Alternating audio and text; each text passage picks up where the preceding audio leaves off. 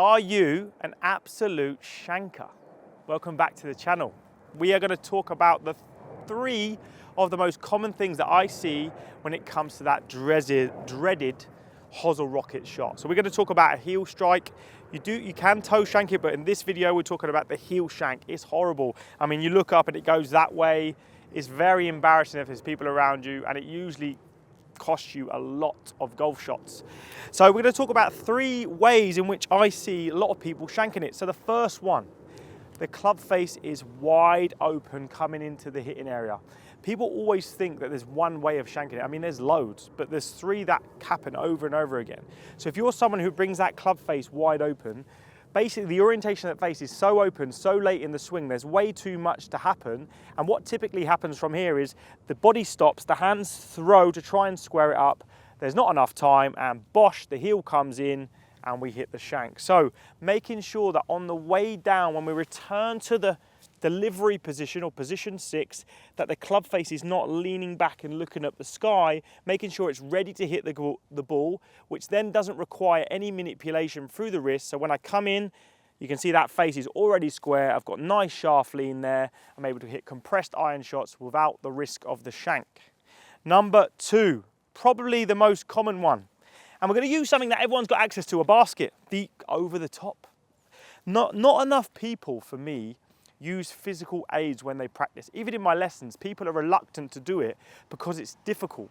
If you look at my videos on my Instagram page, you'll see often I've got an alignment stick laid down outside of the golf ball. You see Tiger Woods doing this in his warm-ups because 1, it's going to give you a nice perception of what straight is, but 2, it's going to stop the mass of that golf club getting out early or out late. So I would recommend every single time you're practicing or warming up, get a visual aid down outside the golf ball, because the mass should never, ever, ever, pre or post ball, surpass the baseline. It should never get outside there.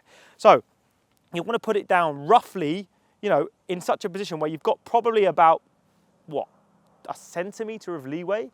And you want to make sure that you then get a basket and put that down behind the ball, probably about 5 inches or so, because this is pre-impact, right? So we're trying to stop that club head coming outside and smacking that basket. It's such an easy thing, but nobody does it, right? So now I've put 2 preventatives in place that stop me sending the hands way over the top and help me to, and again, ultimately when I do that, the heel of the golf club is going to be moving out so much that sometimes I haven't got enough time to get back in again, hence the shank.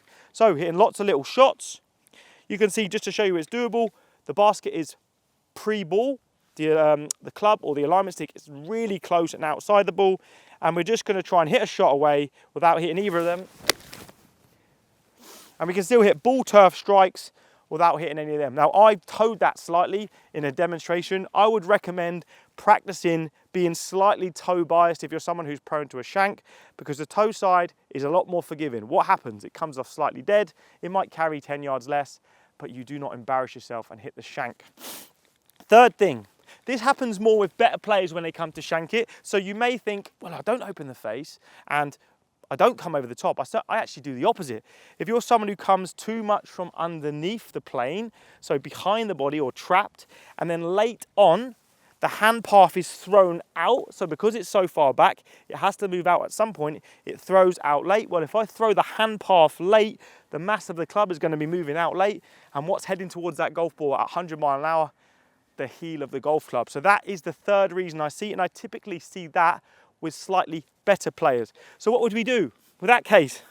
Let's keep it real simple. Instead of the basket being before the ball, put it after the ball, because ultimately after we strike the golf ball, assuming we do a pretty good movement here, after impact the club should then arc back on the inside because the body's rotating in that manner. So if I'm someone who throws the hand path out this way, who do we see who does this drill or used to do this drill?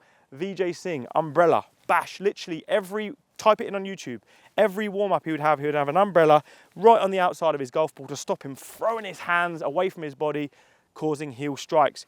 What I'm going to have to feel here, still the same golf club, is I now can't throw my hands towards that golf ball, so it's going to make me feel like my hands exit slightly more left and around my body, and again, nowhere near either of them.